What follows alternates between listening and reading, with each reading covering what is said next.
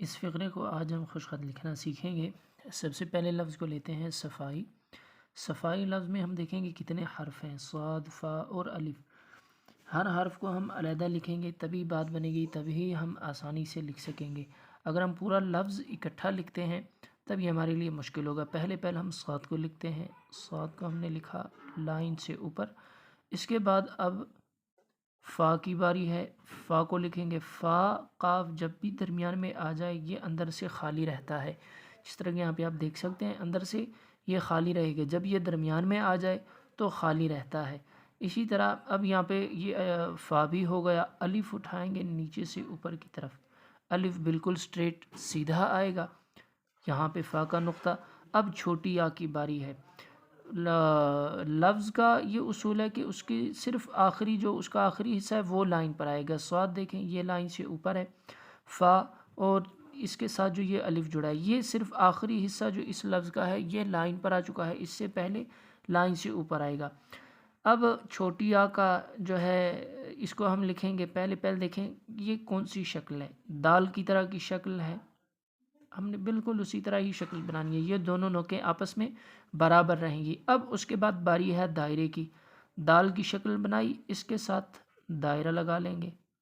یہاں پہ فاصلہ زیادہ نہیں ہوگا، فاصلہ کم ہوگا۔ یہ نقطہ یہ نوک اور دائرے کا سنٹر یہ برابر رہیں گے، یہ سنٹر دائرے کا برابر رہے گا۔ عموماً سے غلطی یہ ہوتی ہے کہ یہ جگہ بنائی دائرے کو آگے کی طرف بنا دیتے ہیں، جس کی وجہ سے دائرہ گر جاتا ہے، یہ شکل اس کی صحیح نہیں ہے۔ یہاں پر حمزہ لگا لیں گے چھوٹا سا۔ اس کے بعد لفظ ہے نصف۔ نصف میں دیکھیں پھر سے 3 حرف ہیں، نون، صاد اور فا۔ پہلے نون کو لکھ لیں گے، پین کو اٹھایا، اب اس کے بعد باری صاد کی ہے، صاد کو بنا لیا، پین کو اٹھایا، اب بنائیں گے فا کو، فا بنائی، ٹھیک، اور اس کے بعد اس کے ساتھ با کی شکل ملا لیں گے، کیونکہ با کی جو یہ نچلی سطح ہوتی ہے یہ با ہی کی طرح ہوتی ہے، فا کی جو یہ نچلی سطح ہوتی ہے۔ اچھا یہاں پہ یہ فا بھی خالی آ چکا ہے، آپ کہیں گے کہ یہ تو درمیان میں آپ نے ذکر کیا کہ جب درمیان میں آئے تو خالی آتا ہے۔ فا کسی لفظ کے ساتھ جڑے، جب مفرد نہ ہو، مرکب ہو اور یعنی کسی لفظ کے ساتھ جڑ رہی ہو، آخر میں آ رہی ہو، تب یہ بھی خالی آئے گی۔ آخر میں قاف آ رہا ہو، کسی حرف کے ساتھ جڑ رہا ہو تو قاف بھرا ہوا آتا ہے آخر میں، جب دائرے کے ساتھ قاف آ رہا ہوتا ہے، جس طرح کہ میں ایک لفظ لکھتا ہوں، حق لفظ لکھتا ہوں، تو قاف آخر میں آئے گا، بھرا ہوا آئے گا، درمیان میں آئے گا، خالی آئے گا۔ فا شروع میں آئے گی، اس کا سرا بھرا ہوا آئے گا، ٹھیک، آخر میں آئے گی، درمیان میں آئے گی، یہ خالی رہے گی ہر حال میں، ٹھیک ہے۔ اس کے بعد لفظ ایمان ہے، الف لائن کے درمیان میں بالکل سٹریٹ سیدھا لکھیں گے، لائن تک پہنچا دیا۔ اب اس کے بعد ایمان میں پھر سے 3 حرف ہیں، سب سے پہلے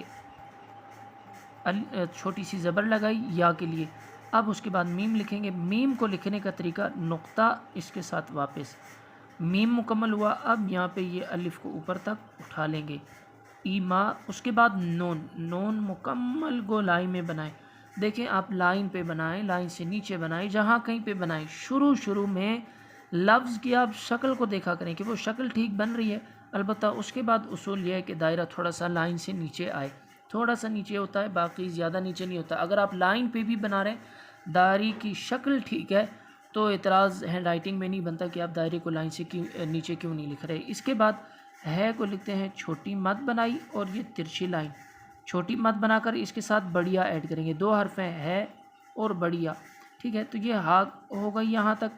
اب اس کے بعد بڑیا کے لیے یہ ترچھی لائن، اور یہ دیکھیں لائن سے اوپر چھوڑ دینا ہے تاکہ بڑیا کو ہم ٹھیک بنا سکیں۔ اگر آپ اس کو لائن تک پہنچا دیتے ہیں، یہاں پہ بناتے ہیں کنارہ بنتا ہے، اس کی خوبصورتی ختم ہو جاتی ہے۔ یہاں سے ہم شروع کریں گے، لائن کو ٹچ کیا اور یہ آخر میں ہلکا سا ہم نے اس کو چھوڑ دینا ہے تاکہ یہ نوک بنے اس کی۔ تو یہ ایک فقرہ آج کا ہمارا سبق تھا، صفائی نصف ایمان ہے، اس کو کس طرح ہم نے خوش خط لکھنا ہے یہ آج ہم نے اس کلاس میں سیکھا۔